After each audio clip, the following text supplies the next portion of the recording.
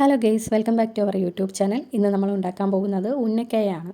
അതിനായിട്ട് ഏത്തപ്പഴം മൂടും തലയും ഭാഗം കട്ട് ചെയ്തതിന് ശേഷം അതൊന്ന് ഇതുപോലെ വരഞ്ഞെടുക്കുക. അതിനുശേഷം ഇഡ്ഡലി പാത്രത്തിൽ വെച്ച് ആവി കയറ്റി വേവിച്ചെടുക്കുക.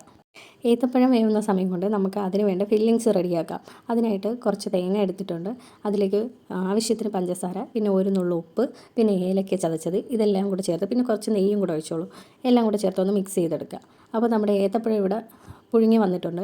അതിനൊന്ന് തൊലി കളഞ്ഞതിന് ശേഷം ഒന്ന് ഉടച്ചെടുക്കുക.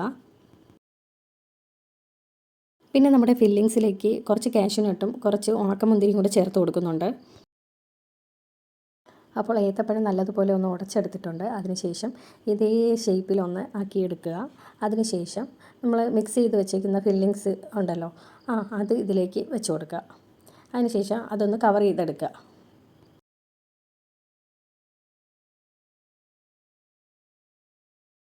ഇതേപോലെ ഒന്ന് ഉരുട്ടിയെടുക്കുക. അതുപോലെ ബാക്കിയുള്ളത് കൂടെ ചെയ്തെടുക്കുക.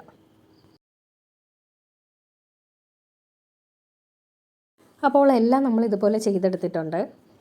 അപ്പോൾ ഇതൊന്ന് നമുക്ക് ഫ്രൈ ചെയ്തെടുക്കാം. അതിനായിട്ട് ഒരു ചീനച്ചട്ടിയിൽ എണ്ണ ഒഴിച്ചിട്ടുണ്ട്.